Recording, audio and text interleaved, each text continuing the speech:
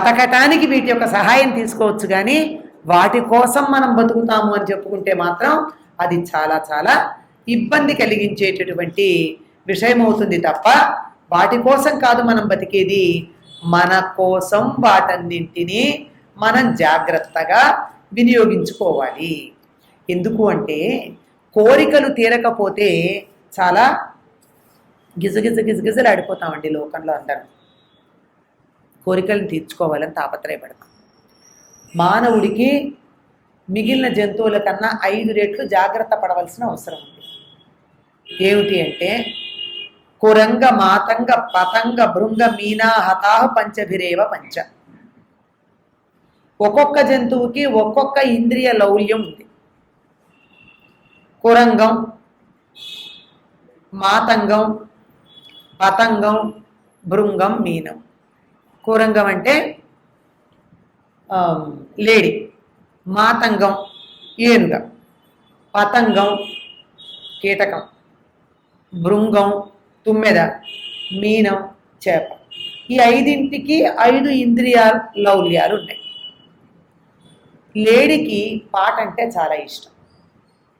అందుకే లేడిని వేటాడడానికి వెళ్ళేటటువంటి వేటగాళ్ళు కొమ్ము బూరలో ఊదుతారు చెట్టు దగ్గర నిలబడి బలలు పని. ఆ బూరని చాలా చక్కగా మంచి రాగంతో గనక ఊదినట్టయితే ఆకర్షించబడి లేళ్ళు అక్కడికి వస్తాయిట, పట్టుకుంటారు. చెవికి లోబడింది అది. మాతంగం స్పర్శ. ఇది ఏనుగకి. ఏనుగని పట్టుకోవడానికి ఆడ ఏనుగ బొమ్మ తయారు చేసి పెడతారు.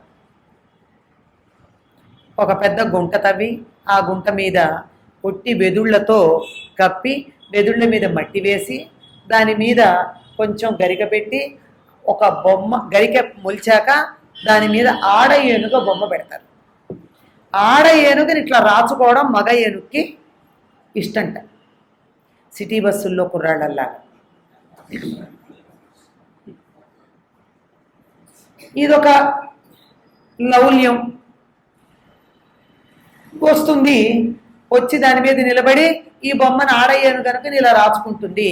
ఆ ఊపుకి అది కాస్త పడి కింద పడిపోతుంది. ఇది స్పర్శ వల్ల పతనమవుతుంది ఏనుగ.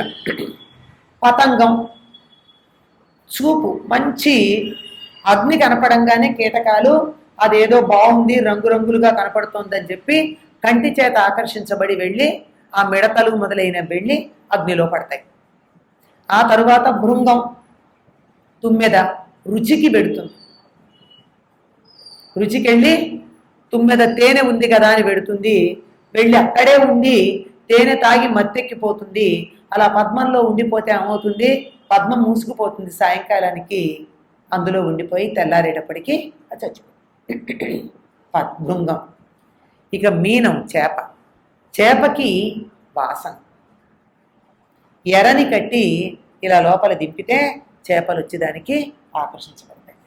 ఇలా ఒక్కొక్క జంతువుకి ఒక్కొక్క లౌల్యం ఉంది, నశిస్తున్నాయి. మరి మనిషికో 5 ఇంద్రియాలు ఉన్నాయి, 5 లౌల్యాలు ఉన్నాయి. మరి వీడు గెలవడం ఎట్లాగండి? వీడు గెలవడం అన్నది చాలా కష్టం అవుతుంది. గనక ఎవరైతే ఈ 5 ఇంద్రియాల లౌల్యాన్ని గెలిచి అవి చెప్తున్న కోరికలని వినిహంతి చక్కగా సమూలంగా నశింపచేస్తారో అటువంటి వాళ్ళు మృత్యువుకి మృత్యు అవుతారు.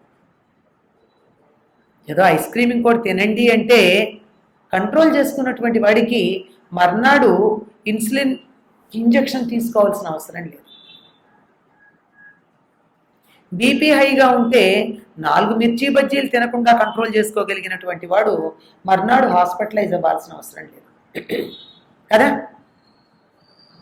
నాలుక గురించే చెప్తున్నాను. ఇది ఒక్కడే మనకి బాగా అర్థమవుతుంది కనుక మిగిలిన వాటికన్నా. నాలుకంటే 2 పనులు చేస్తుందండి. ఒకటి తిండి, రెండోది మాట. ఒక్క నాలుకని గనక మనం అధీనంలో పెట్టుకున్నట్టయితే అన్ని రకాల ఆరోగ్యాలు బాగుంటాయి. మాట జాగ్రత్తగా ఉండాలి. ఆ తర్వాత తిండి విషయంలో జాగ్రత్తగా ఉండాలి. మాట జాగ్రత్తగా ఉంటే మానసికమైన ఆరోగ్యం బాగుంటుంది, ఆహారం విషయంలో జాగ్రత్తగా ఉంటే శారీరకమైన ఆరోగ్యం బాగుంటుంది, ఆ తర్వాత అన్నీ బాగుంటాయి.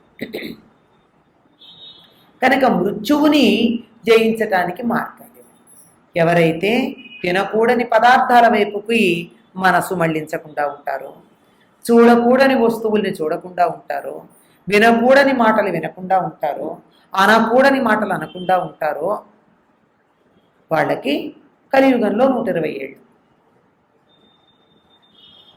కష్టమే కదా. మరి మృత్యువుని వారు జయించగలుగుతారు. దేనివల్ల ఈ పని చేయగలుగుతున్నారు అంటే జ్ఞానం వల్ల. అజ్ఞానం నశిస్తే, అజ్ఞానం అనే మృత్యువు నశిస్తే, జ్ఞానోదయం అయితే మృత్యువు లేదు. లేకపోయినట్టయితే దేహాత్మభ్రాంతి గనక కలిగినట్టయితే అప్పుడు మృత్యు ఉంది. ఇక్కడ దేహభ్రాంతి దేహాత్మభ్రాంతి రెండు ఉన్నాయి. ఈ శరీరం నాదనుకుంటూ దీని మీద మమకారం పెంచుకోవడం దేహభ్రాంతి. దేహాత్మభ్రాంతి అంటే ఈ శరీరం నేనే అనుకుని దాని గురించి తాపత్రయపడ్డం దేహాత్మభ్రాంతి. ఈ దేహాత్మభ్రాంతి వల్ల కానీ దేహభ్రాంతి వల్ల కానీ ఇంద్రియ లౌల్యానికి లోబడి ఇంద్రియాలు చెప్పినట్టుగా మనసు వెళ్ళి ఆ మనసుతో ప్రాణాలు వెళ్ళి ఉంటే వాళ్ళని అసురులు అన్నారు. ఆ అసురులు ఎప్పుడూ కూడా పరాభవం పొందుతూ ఉంటారు. ఎవరైతే సురలు ఉన్నారో అంటే అసురులు కాని వాళ్ళు సురలు అంటే అసుర లక్షణాలు లేనివాడు. అసుర లక్షణం ఇంద్రియాల వెంట వెళ్ళడం. అంటే సుర లక్షణం ఏమిటి? అది కాంది అంటే ఇంద్రియాల జోలికి వెళ్లకుండా ఉండడం. ఊరుకో, సమయానికి భోంచొద్దులే, ఏది పడితే అది ఎప్పుడు పడితే అప్పుడు తినడం దేనికి అని ధైర్యంగా నోటిని అదుపులో పెట్టుకోగలిగితే, దేనికి ధైర్యంగా అదుపులో పెట్టుకోగలగాలి? ఆరోగ్యంగా ఉండాలంటే అప్పుడు మృత్యువుని జయించటం జరుగుతుంది. చక్కగా చెప్తున్నాడు. ఇది గుర్తుపెట్టుకుంటే మనం ఎంత జాగ్రత్తగా ఉండడానికి అవకాశం ఉంటే ఎంత బాగుంటుందో మనం ఊహ చేసుకోవచ్చు. చూడండి, సో అభిజ్ఞాయన్ ఉత్పతతి తాన్ నిహన్య అనాదరేణ ప్రతిబుధ్యమాన నైనం మృత్యురివాప్తి భూత్వా ఏవం విద్వాన్యో వినిహంతి కామాన్. మృత్యురివాప్తి, మృత్యువుని మృత్యువులాగా తినేస్తుంది.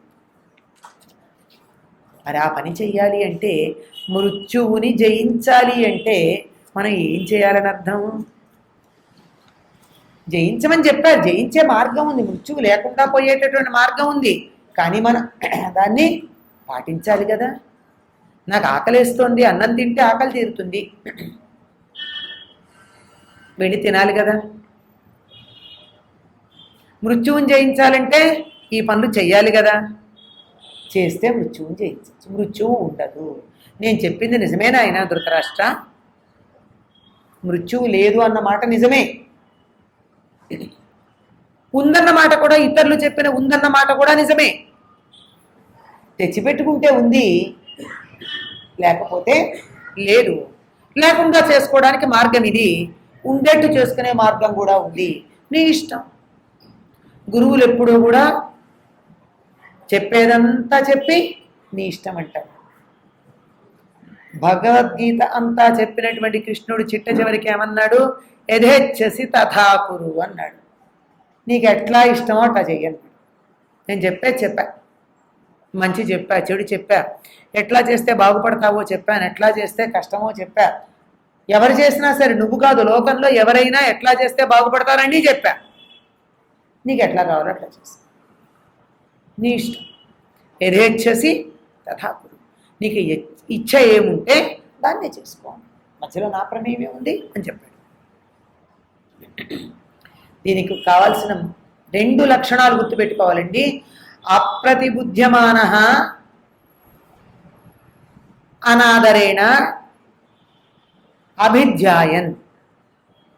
నిరంతరం జ్ఞానాన్ని గురించి ధ్యానం చేస్తూ, విషయాలని అనాదరణ చేస్తూ ప్రతిదానికి ప్రతిస్పందించకుండా ఉంటూ ఈ 3 లక్షణాలు మనం పాటించగలిగితే మృత్యురివ అత్తి, మృత్యువునే మృత్యువులాగా తినడం అన్నది సాధ్యమవుతుంది. మృత్యువు మనకి లేనటువంటి స్థితి లభిస్తుంది. కామానుసారీ పురుష కామాన్ అను వినశ్యతి, కామాన్ యుధ్యస్య ధునుతే యత్కించిత్ పురుషో రజః. సరే, కోరికల్ని జయించమన్నారు కదా, కోరికలు ఉంటే ఏమిటి లేకపోతే ఏమిటి మళ్ళీ అడుగుతాడు కదా.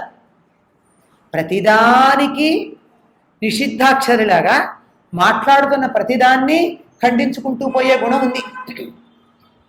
అంచేత ముందరే చెప్తున్నాడు ఏమని, కోరికలు ఉంటే ఎలా ఉంటుంది లేకపోతే ఎట్లా ఉంటుంది అని కూడా అడుగుతాడు కదా. ఆ సంగతి కూడా చెప్పేయాలి.